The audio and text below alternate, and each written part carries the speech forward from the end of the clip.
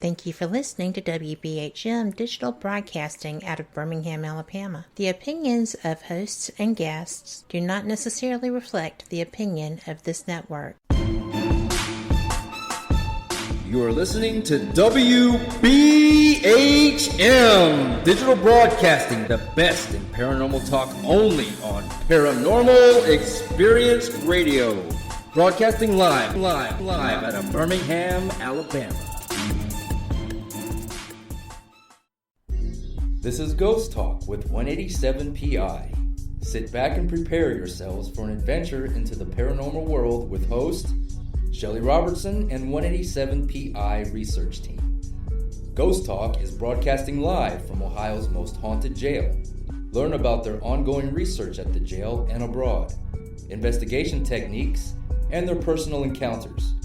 Here is your host of Ghost Talk and 187 PI founder, Shelly Robertson. Good evening, everyone. Welcome to Ghost Talk Radio. With me is your host, Shelly Robertson. And tonight I have a really special treat for you. I like to, every once in a while, bring in and do live interview with some of the most extraordinary people in the paranormal field that do a lot of investigating, have a lot of experience, and bring a lot to the table in the paranormal world. So tonight I have RayTaylor, and he has a team called Spats Paranormal, and so interesting, and he investigates everywhere. So everyone, welcome Ray. Hey Ray, how are you doing? I'm doing great. How you doing tonight? Oh, I'm doing fantastic. Are you trying to keep warm over there? Trying to. Yeah, we got hit with some nice wintry weather here in the Middle East, and I'm ready for spring, actually.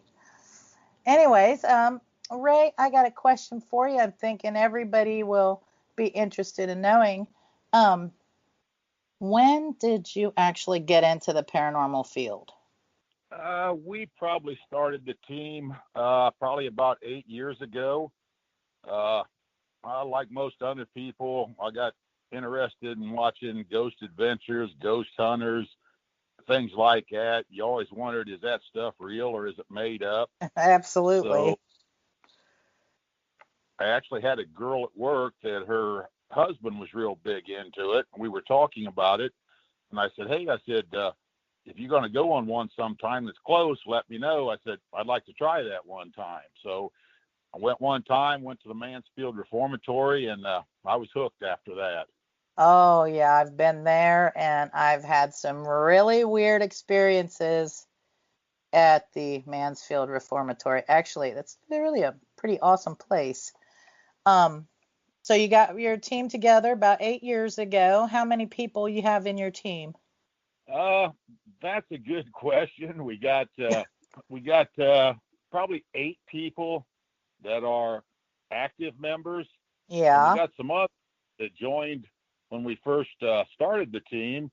So I don't know if you want to still consider them team members or if you just have active and inactive members. I don't know how people look at that, but we got about 8 people that actually go quite a bit of the time.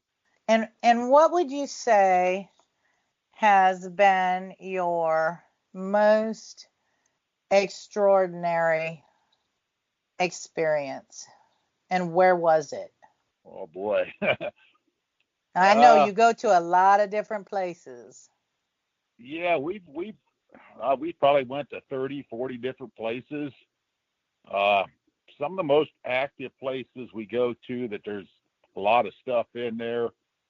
St. Albans Sanitarium down in Radford, Virginia, is real good. The last time we went down there, we didn't go last year because of the COVID. We went down the year before and seen 2 black masses in 2 different areas in the building. Seen something else in one of the nurses' station. I don't know what it was. Got a lot of flashlight activity, a lot of EVPs. So there's definitely something in there. We try and get down there was trying to get down about every year. Yeah. And South Pittsburgh Hospital is another one that's got some bizarre happenings and stuff in it. Lemp Mansion is real good. Every time we come to the Paulding jail, we always get good activity and stuff, good EVPs. So Yeah, the good old jail. Yeah, I love hunting up there. That's why I keep coming back. It's kind of hard to, single out one different place because I've had good activity at a lot of places. Yeah. I've gotten touched, multiple times. Never pushed, never scratched, shoved, nothing where I felt endangered or anything like that. Just kind of like walking into a cobweb or something like that type, being touched. Yeah.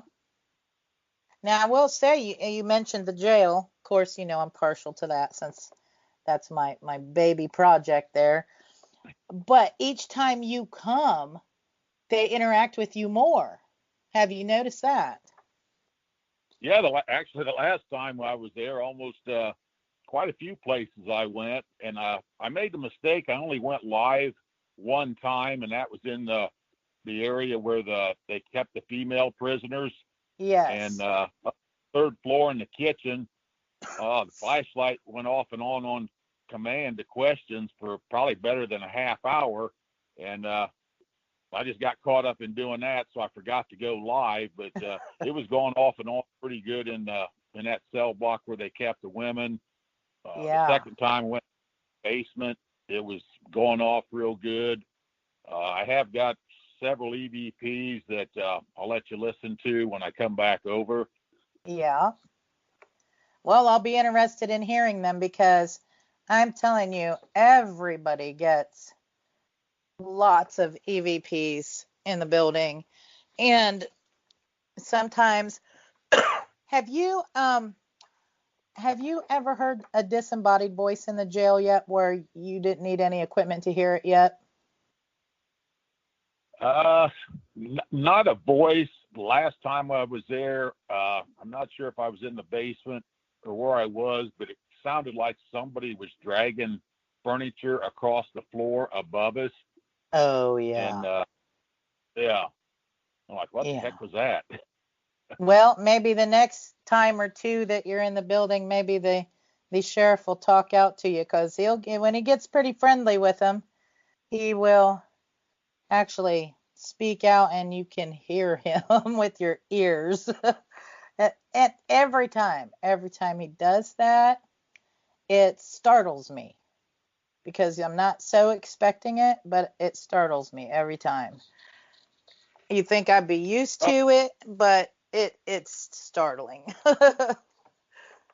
Yeah, with you owning the place and being in there all the time. Yeah. Real familiar with you. Probably feels comfortable talking to you and stuff. Yeah, well, they're getting pretty comfortable with. They're starting to get really comfortable with you now too, Ray. Oh, I love going there. Especially my favorite place is down there in that basement. My brother, that is his favorite place in the building. And now me, I like the third floor because I get a lot of interaction in the third floor for myself. And Toby likes the basement. He gets a lot going on down there for him. More recently, we was running the voice recorder through our laptop through Audacity, and we were recording The Office live, and we were sitting in there, and the sheriff was talking to us in the office, which was a little shocking because he doesn't normally talk to us in there, so we were a little shocked. But we found that if we was using the voice recorder with the Audacity program on the laptop, we could hear it as it was happening through that program on the laptop speakers. It was pretty interesting way to do the EVPs. Like, we didn't hear him with our ears. We heard him through through the recorder and through the Audacity audio application. It was really, really interesting. You got some places you're going to be going to here coming up too. You're coming back to the jail.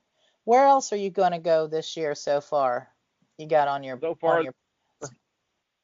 I've got it's called the Old Stimson Hospital, and it's up in Eaton Rapids, Michigan.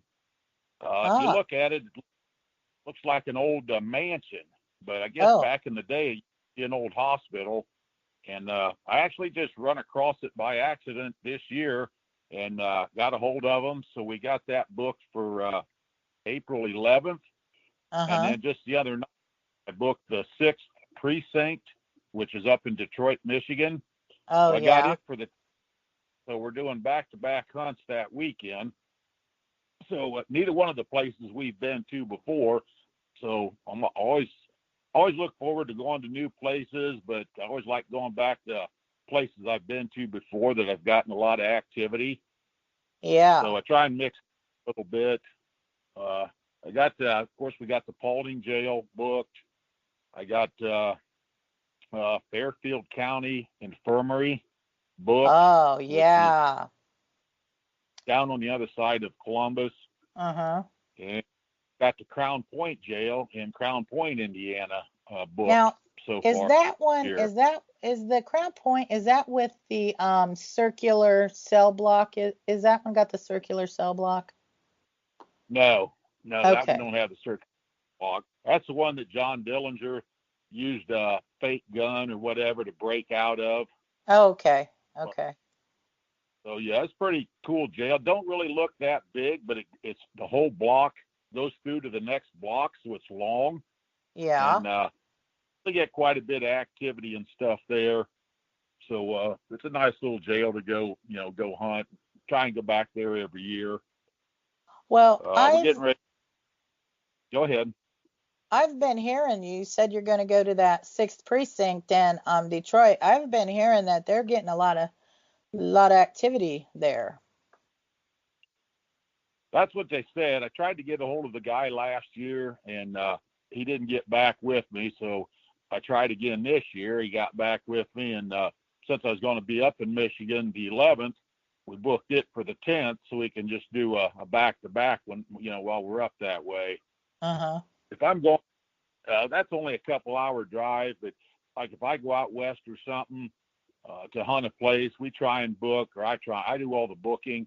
So I'll try and book 3 or 4 places while I'm headed out that way, so I can hit several places, make it worth your trip out there, especially if you're driving 8 or 9 hours, to go to a place. Oh, absolutely. And then when you come back, you're worn out from all them up all nights. No, so I work a swing shift, so I'm used to being up all night. In fact, I work all. So yeah. And I'm a night nice, person, but I'd rather sleep during the day and be up all night. Well, sometimes, I make it, I'm up really, really late, and sometimes I'm not. It just depends. Well, I've always worked a kind of a messed up shift all my life. Yeah. I don't like getting up early in the morning, but sometimes I have to. Right. But yeah, I've always been. I like staying up. Not so much anymore, watching movies and stuff. But I'll stay up a lot of times all night. I'll listen to EVPs. I'll try and go through videos. You don't have the noise coming from outside. It's nice, peaceful, quiet. So, and if you're used to working all night anyway, sometimes you can't sleep, so you don't have a choice. You're awake all night. So what would you say, Ray? I know you've been to a lot of places, but is there a place that you'd like to go to that would be like on a bucket list that you haven't been able to go to yet? Well, I got a whole bunch of them. You keep thinking your bucket list is going to get smaller, but as I find more and more places, mine's getting bigger and bigger. I know. Yeah, I'd I don't know if they do private ghost hunts, but I'd love to go through the Winchester house. Oh, yes, yes. Yeah. I'd love to do Alcatraz. Mm-hmm. There's a couple other prisons out west. The old Idaho prison I'd love to go through. And Destination Fear, I think, done an episode there. So I'm going to check and see if they actually offer private ghost hunts. Oh, yeah, that'd be great. And there's another one, I think Arizona State Prison or something. There's one out there, too, that I know Ghost Adventures have done episodes there. So I just got to find out if they actually offer private ghost hunts. Yeah, so go out west and then plan a whole 3-4 days worth. Yeah, just a whole week, because Idaho's, I know it's a heck of a drive. I'm not sure how many hours. But, yeah, those are some of the places. Eastern State quit offering private ghost hunts, but we are going to go over there. Me and a friend of mine are going to go over there this year and do like a daylight tour, just so I can say, get some pictures and stuff. Well, run your voice recorder. Run your voice recorder while you're taking the tour. You never know if you'll get some EVPs. You have to do it and not let them know, because they don't allow that anymore. They're trying to get away from the paranormal part of it and focus more on the history, which, whatever, that's what they're deciding to do at this point. Maybe they'll change their minds. Yeah. Well, there was, I think didn't they stop when the COVID started? They stopped doing their ghost hunts, I think.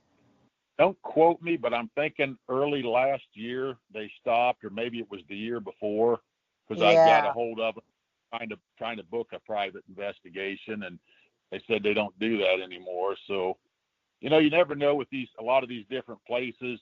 You just got to try and get in them, because you never know if they're going to end up getting torn down, if they're going to quit doing the ghost hunts and stuff.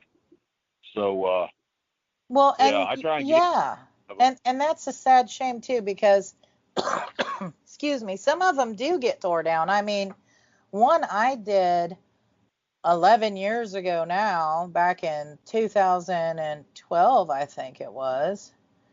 2011.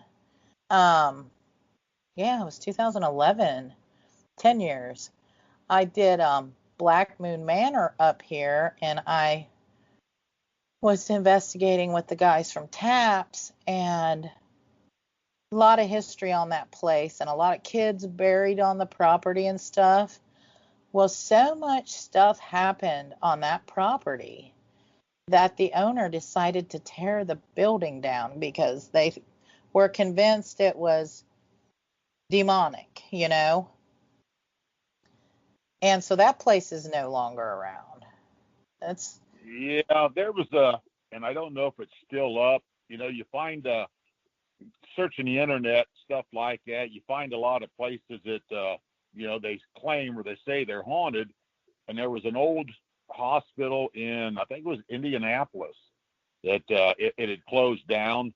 Supposed to be super haunted, but they would not let anybody in there. They had the fence around it and everything else. And I talked to the guy that was in charge, and he said they had plans to tear it down. I'm thinking, what a waste, man, I'd like to at least get in there and hunt one time before that happens, but they wouldn't allow people in there. And I don't know if it ever got tore down or not. Matter of fact, it did not. And Vincent has a contact. He's friends with one of the guys that is a relative of the owner. And we were talking about this not too long ago, because they were going to let us in there. And if we get that to come about, Ray, you'll be more than welcome to come along on that investigation. But yeah, I know exactly the place you're talking about, and we were just talking about maybe going to be getting in there, and they have not torn it down yet. Hopefully they. But you know they're not going to go in there and fix it up because it would cost too much money. So Oh yeah. Yeah. whoever owns it, is probably paying taxes on it and everything else. Oh, So sure. yeah, Sure. get a chance, get in there before somebody finally does decide to tear it down. Yeah. There's an old prison. There's an old prison too down in Tennessee. Same thing, that they closed it down, and they don't know what they're going to do with the building. Don't quote me. I think it might be Tennessee State Prison or something like that. I'd have to look it up again. But yeah, they don't know what to do with the building. They talked about tearing it down. They won't let anybody in there. At least they wouldn't a couple years ago. So yeah, there's another one. Man, I'd like to at least have the chance to go in there and investigate one time. Yeah. Some friends of mine that run another prison down there, Brushy Mountain, were in contact with them, and they were trying to talk to them about letting them, go ahead and run ghost hunts and stuff. But I don't know whatever came of that because I haven't asked them here for a while. Well, and with that, folks, we are up for a short break, and we'll be back after this short message. You are listening to Ghost Talk Radio on WBHM-DB. You are listening to WBHM Digital Broadcasting, the best in paranormal talk, only on Paranormal Experience Radio, broadcasting live out of Birmingham, Alabama.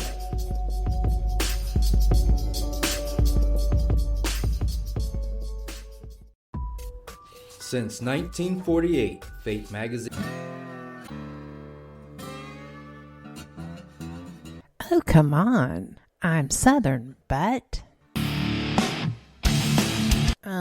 nope. That'll do. Hello.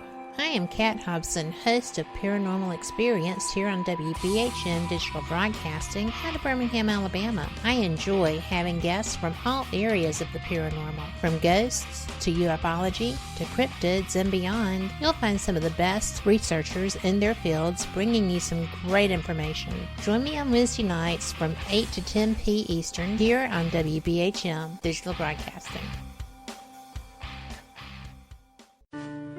We are confident that none of our hosts are possessed. Being repossessed a few times? That might be a different story. You are listening to WBHM Digital Broadcasting, Birmingham, Alabama. Thank you for listening to WBHM Digital Broadcasting out of Birmingham, Alabama. The time is 23 minutes after the hour. Welcome back to Ghost Talk Radio with me as your host, Shelly Robertson. And tonight I've got a special guest who's got a lot of experience in the paranormal field, and it's RayTaylor. And he has a paranormal team called Spats. And folks, if you missed the first part of the show, no worries. You can listen to the full show archive on Spreaker, Google Play, iTunes, and iHeartRadio, plus many others. We're even on Deezer. I will tell you, whatever platform you have, we're probably there. So we were talking about some really interesting places prior to the break, and you were just telling me about It's Williamson from West Virginia. I'm going to try to call them a couple times last week and nobody answered the phone. So I'm going to try and continue to get a hold of them. If they don't answer, I guess I'll just email them. And they got a price as far as how long you get a hunt and stuff. I just need to try and get a date set, so we can go down there and go ahead and book that and hunt it. Yeah, the what is it? Moundsville in Virginia, I think. They're going to be doing, speaking of prisons out south there, they got a Paracon coming up in September. This jail and it was just full of stuff, and there was no way we could let the public in it yet, and I'm like, oh my gosh. But he sent me a whole video on it, and I looked at it, and the history of that place. You're going to have a great investigation there. I'm telling you. The history of the place, with it have been a poorhouse, an orphanage, An insane asylum, I am telling you, I am sure I would bet you'll get all kinds of activity out of that place. And I'm like, it needed quite a bit of work. It's a really good sized property. And I was like, man, I hope somebody gets it so they don't tear it down. I just wasn't in a position to get it, And Yeah. so I'm really glad that somebody did get it. They're letting people in for investigations. They're going to have their first Paracon there this year. I'll be at that one. Um, I'm just really glad that they were able to save it from being tore down. There again, that's the way with a lot of them places. Somebody having the money, and then of course to have private ghost hunts and stuff, run people in there. You got to go through a bunch of red tape and have different things in place, before Yes. you can let in them and stuff. So, yeah, sometimes there's a lot of red tape you got to go through to be able to do that. Yeah, and I'm glad somebody took on the project. It's a pretty good sized building and a pretty good sized piece of property there. So I'm like, I think oh, it's the guy that owns Madison Seminary is the one that bought that place too. So he's got both. okay. I didn't know who had it, but I knew it was somebody and that explains why they're running the Paracons. The people that are organizing the Paracons are doing both places, Madison and Fairfield. So that explains that if he owns both properties. But that's great. I haven't been to Madison yet. Have you been? You've been there, right, Ray? Yeah. Yeah, there a couple times, and like most places, you never know when you go if it's going to be active. The one night that you're there. Yeah. So most places I try and at least go 2 different times to give it the benefit of the doubt. And if I go a second time and I don't really get anything, chances are I may not be going back. Yeah. Sometimes I'll go back if other people, want to go or something. I'll just go ahead and book it because they want to go, and then I'll go ahead and go. But yeah, some places some places will skip a year or two. When you're booking hunts, of course, the bigger hunts that you book, you have to try and find more people to go because Oh, yeah. try to cut expensive places.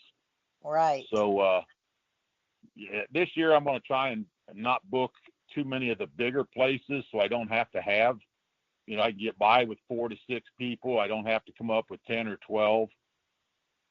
Well, and I think with the smaller groups, I think you get a better chance of having, capturing the activity if you have smaller groups. It's less contamination. It's a little more controlled that way. Yeah, that's what I like, and that's why I like to do private hunts. So it's just like whoever's with your group that night is in there. We always, usually break off into smaller groups, 2, 3, maybe 4. I'm not real big on hunting with more than about 3, I think, because then you get too much talking back and forth and things like that. And I love getting EVPs. So, and I've done that too at different times where you kind of get caught up, and next thing you know, you're just carrying on a conversation back and forth, and here you got your recorder. So yeah, the less people you got, the less chance you have of that happening.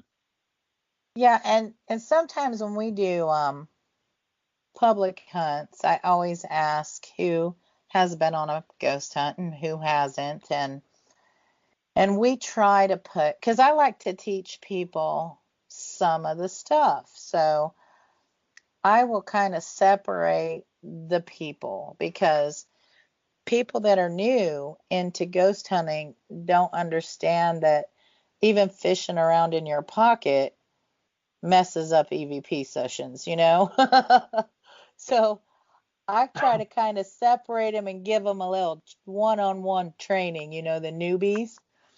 And that way it makes for a good experience for experienced ones that come and new people who come. That's what we try to do. So we don't have a bunch of really new people with more serious people who are actually there trying to catch everything they can catch, Um, what That's the would deal you with. Go ahead. what would you say what's your favorite pieces of equipment, Ray? What would you say it is? I used to, over the years, I've bought, every time something new come out, I bought all kinds of equipment and stuff. And, you've only got two hands, so there's only so much you can carry at a time. Yeah.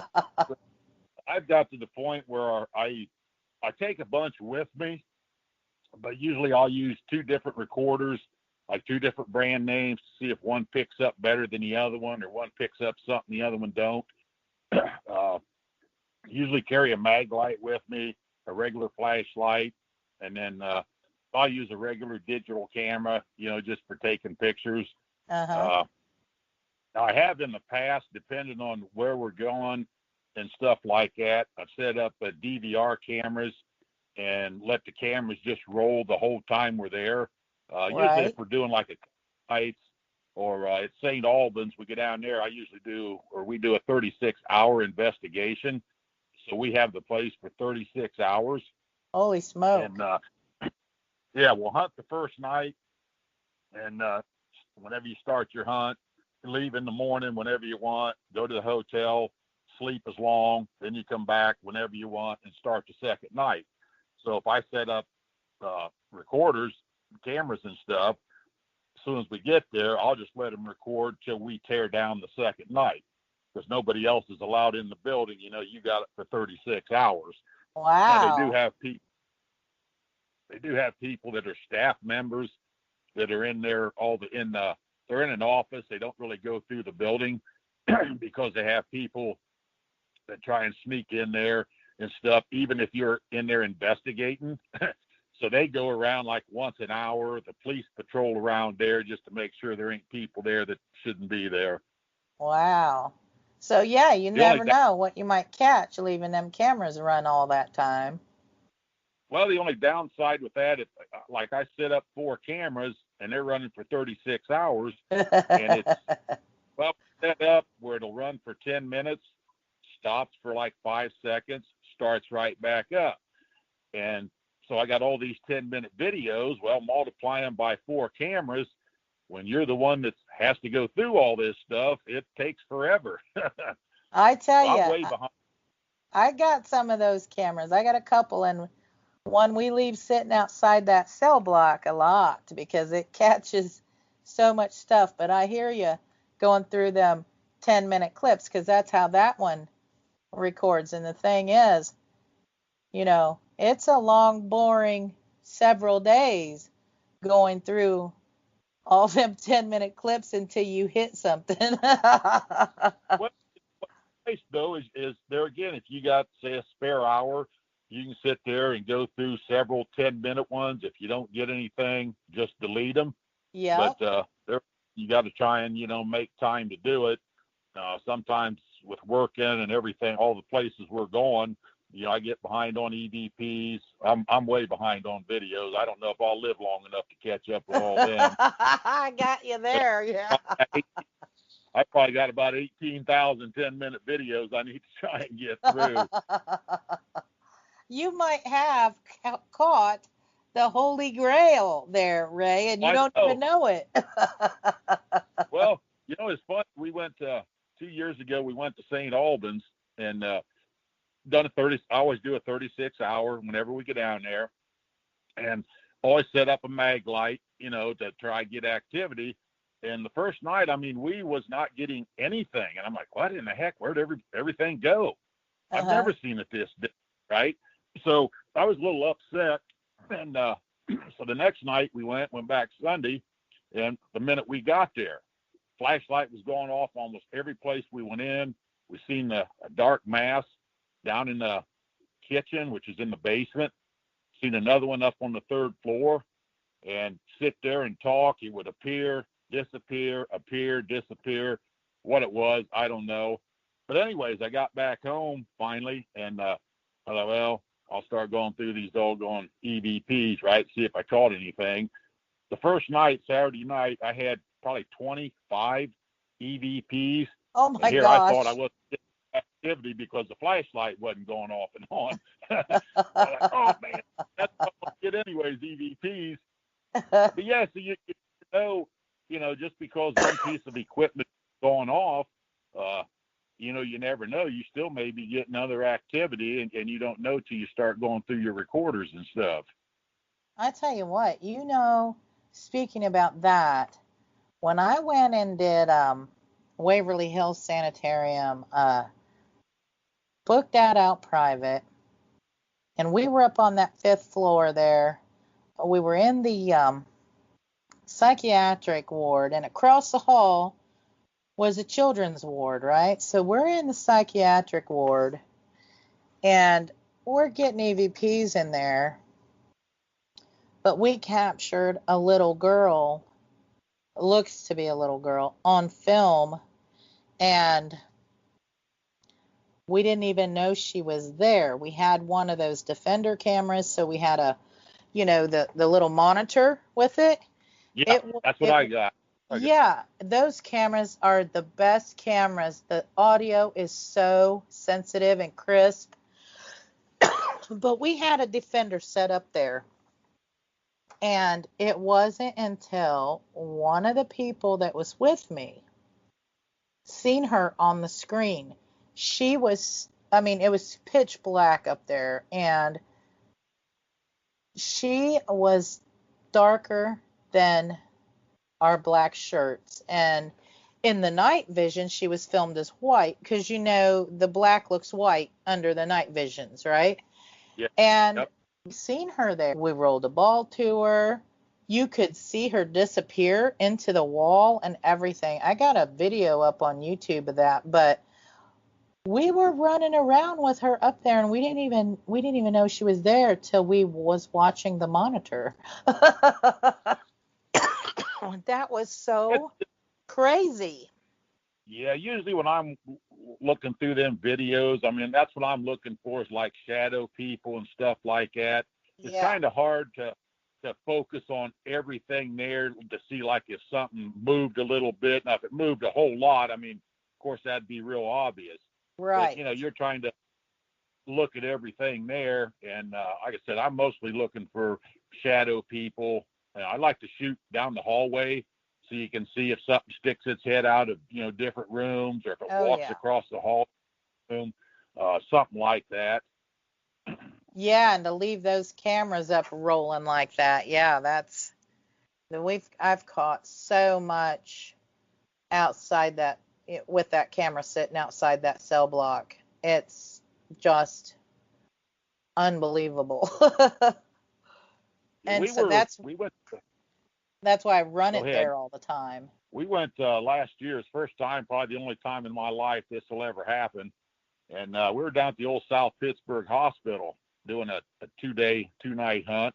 And we were emergency room down there the second night, flashlights going off and on. And so I'm asking questions. And I said, is there more than 10 people here? Nothing. I said, is there more than 5 people here? Nothing. Made the smart ass remark, say, can you even count to 5? That flashlight went off and on 5 times. We're sitting there laughing our butts off. I'm sure, and I was hoping maybe I got some EVP that said, yeah, I can count to 5, you know. Yeah. I didn't EVP, but that's actually on our team page. You can go on there under videos and actually see that happen. And it's there so we can take a look, huh? Wow. Well, the last video I done was at your place, so it'll be the one just before that one, probably the second video that's on there. But yeah, that was cool as heck. Like I said, that'll probably never happen again in my lifetime. But well, it's time for another short break. So with that, we'll be right back with more Ghost Talk. You're listening to Ghost Talk Radio on WBHM-DB, Birmingham, Alabama. You're listening to WBHM Digital Broadcasting, the best in paranormal talk, only on Paranormal Experience Radio, broadcasting live out of Birmingham, Alabama.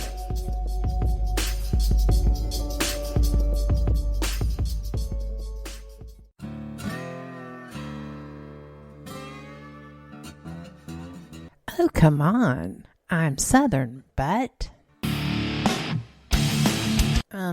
nope. That'll do. Hello. I am Kat Hobson, host of Paranormal Experience here on WBHM Digital Broadcasting out of Birmingham, Alabama. I enjoy having guests from all areas of the paranormal, from ghosts to ufology to cryptids and beyond. You'll find some of the best researchers in their fields bringing you some great information. Join me on Wednesday nights from 8 to 10 p. Eastern here on WBHM Digital Broadcasting. Since 1948, Fate magazine has brought you reports of the strange and unknown, all of them true. Fate Radio is carrying on that tradition, bringing you the unusual, macabre, strange, and bizarre. Join host Kat Hobson Sunday nights from 8 to 10 p.m. Eastern on WBHM Digital Broadcasting.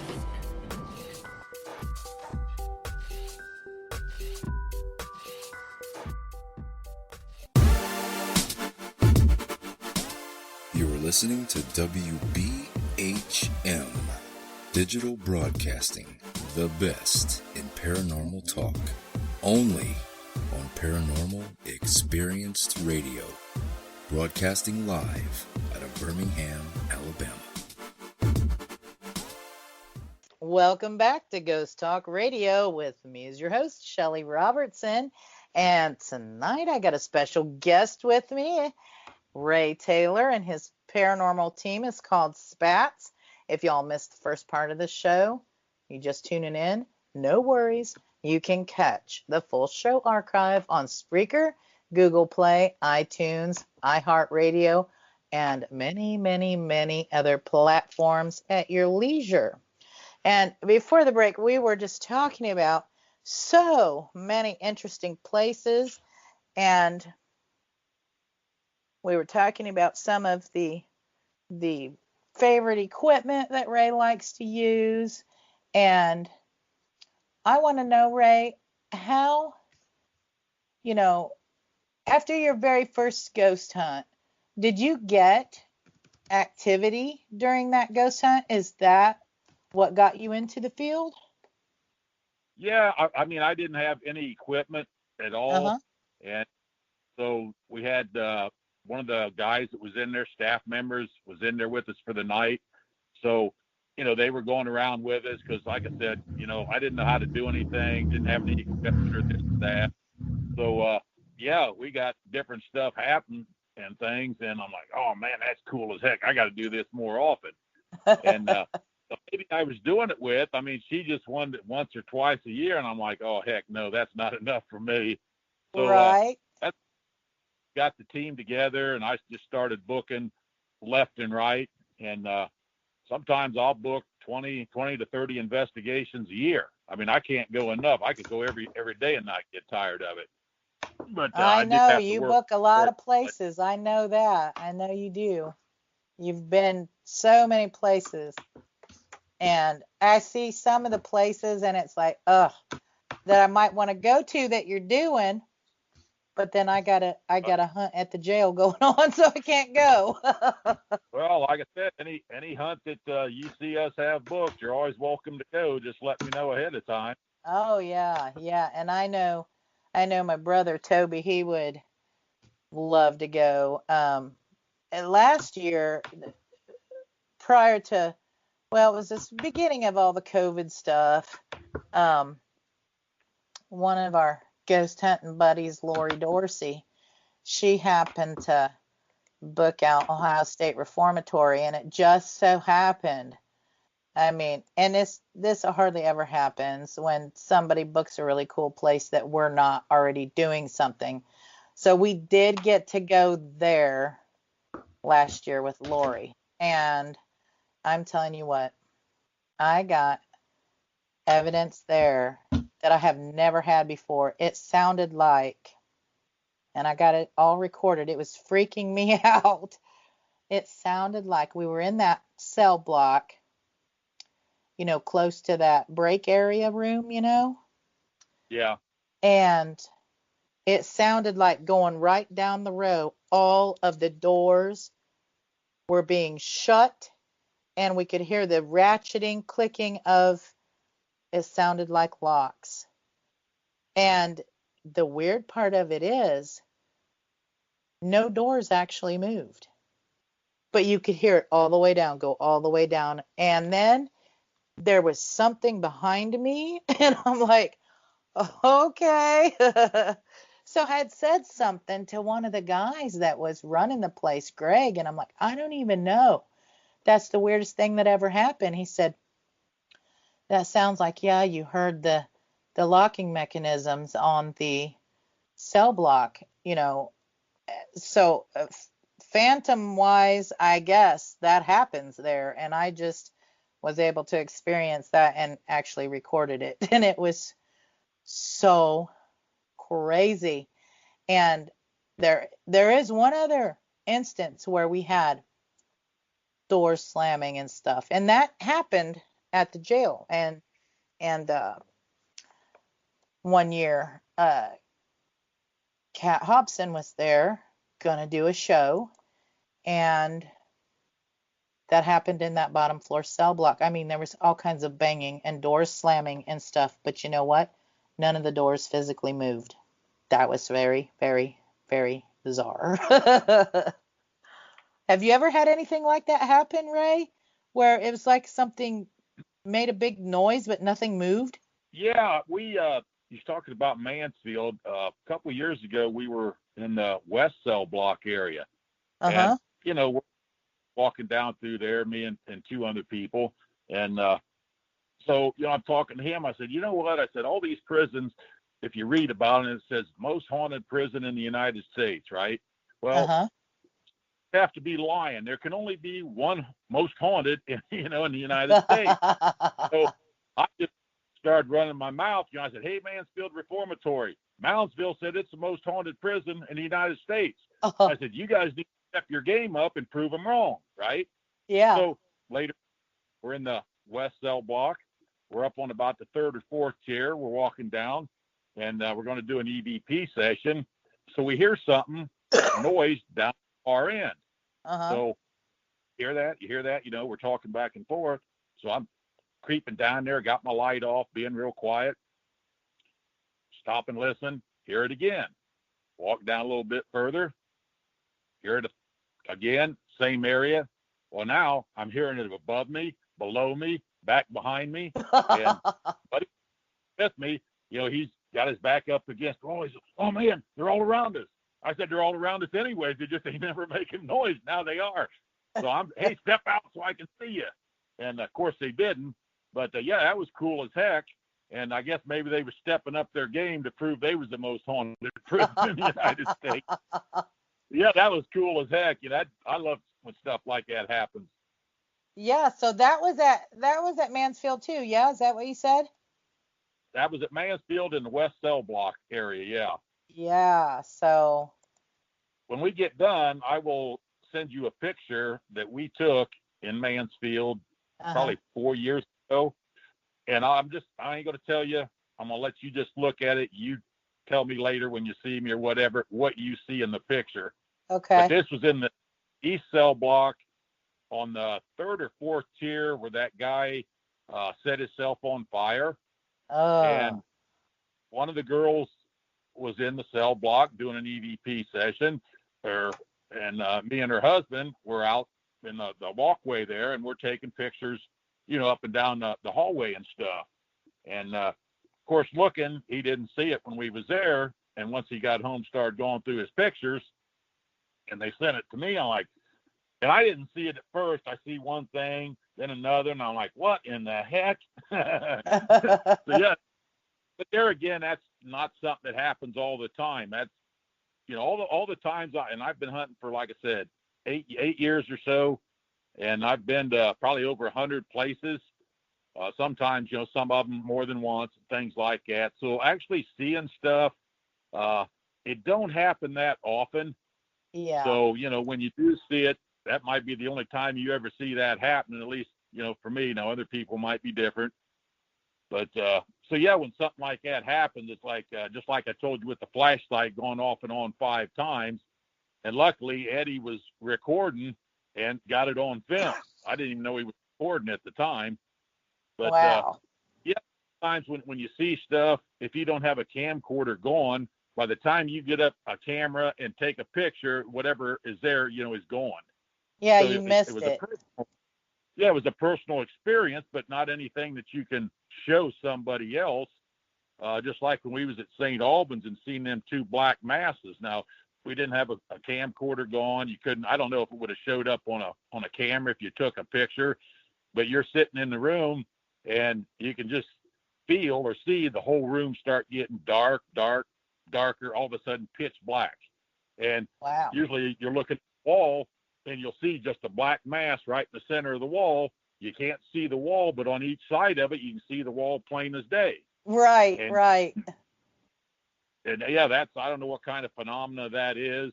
Whether, I'm just tickled to death. I don't feel threatened. I'm like, oh man, cool. And usually we got a flashlight or something set up and asking questions, it'll go off and on.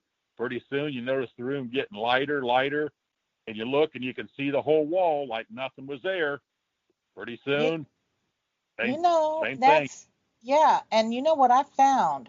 I have found that I have got night vision cameras running in them blocks all the time, and I have seen the shadow people with my eyes. I can't tell you how many times, lots and lots and lots of times, because that's what it does. It gets so dark and you can't see anything through them. But I will tell you, our night vision cameras do not capture them. But what we found does capture them. You've seen them night vision cameras that looks green, that's got the green filter, the videos look green from it. Yeah. Those ones will capture them. Those ones will capture them, and so will any of your thermal cameras, like a FLIR or even your thermal phone app on, a thermal camera phone app will capture them.